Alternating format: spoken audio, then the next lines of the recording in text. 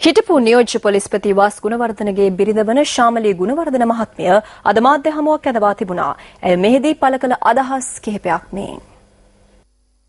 විදුලි බල මණ්ඩලය සහ ඛනිජ තෙල් සංස්ථාවේ ලක්ෂ 200කට ආසන්න වංචාවකුත් මගේ මහත්ය අල්ලලා ඒකෙත් කරුණු කාරණා යට ගහලා ඒ වගේත් ඒ වංචනික ක්‍රියා පිළිබඳ තොරතුරු මගේ මහත්ය සතුව තියෙනවා.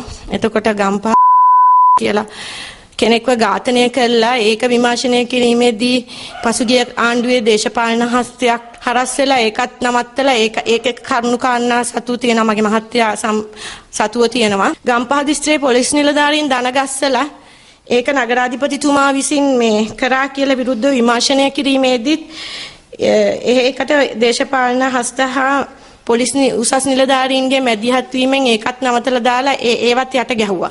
ඒ ඔක්කොම හේතු කොටගෙන තමයි මගේ මහත්තයව කරන්න ගිහිල්ලා මගේ මහත්තයාගෙන් පලි ගත්තේ. මගේ මහත්තයා තමයි කහවත්තේ කාන්තා ඝාතන නවත්තලා කාන්තාවන්ට කහවත්තේ ජීවිතේ සැනසීමේ ඉන්න අවස්ථාව උදා කරලා දුන්නේ. ගාල්ලේ භීෂණය නැති කරේ මගේ මහත්තයා.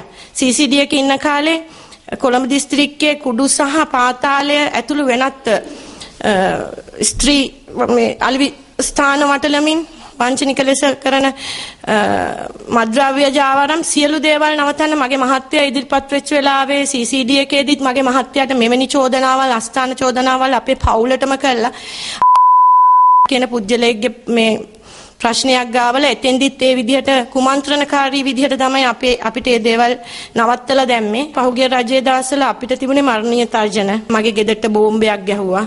බෝම්බයක් ගහලා මාව මරන්න හැදුවා. ගැන මම පැමිණිලි කළා. ඒව පරීක්ෂණ කරේ නෑ පොලිසියෙන්.